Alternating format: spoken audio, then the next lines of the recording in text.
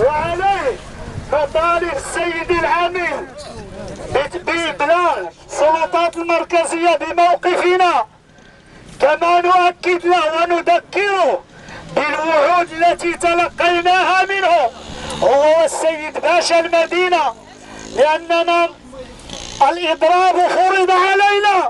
لماذا؟ لأن حقوقنا مهضومة، لأن محلاتنا محاصرة، لأننا أصبحنا نتجه نحو الذوبان، نحو التفقير. كنرجو النداء ديال السيد العامل أنه يشوف هذه الشريحة أنها تضيع. إلا كان العامل مسؤول على الإقليم والناس اللي كيسيروا الشأن المحلي إلا كانوا عاجزين على تسيير الشأن المحلي يرحلوا يجيبوا لنا وحدين اخرين. إلا كانوا الصعوبات تحملنا 3 سنين ديال الحصار.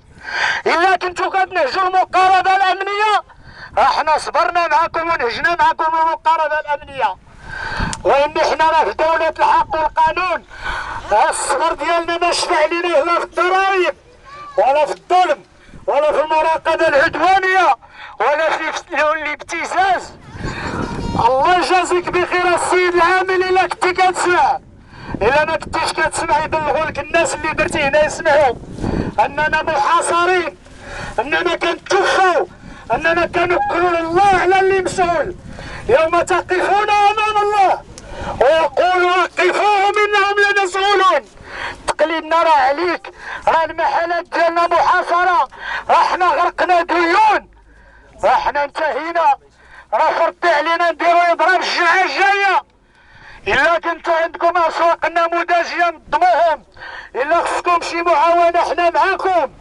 الله يجازيكم بخير، فكونا من هذا الفوضى، تحملوا مسؤوليتكم ديال تدبير الشأن المحلي.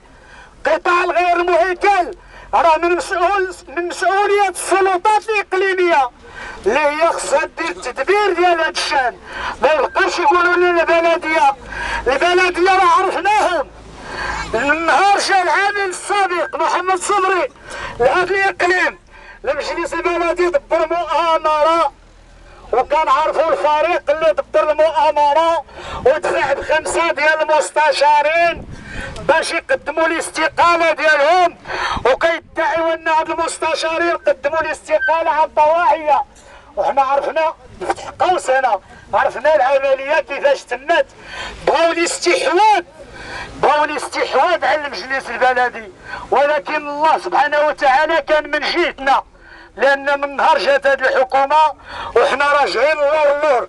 وكنحيي السيد عامل الإقليم والسلطات الوصية اللي تنبهات وتفطنات لهذه العملية، هذه المؤامرة ديال 5 الناس اللي قدموا الاستقالة وبغى فريق يستغل المجلس البلدي.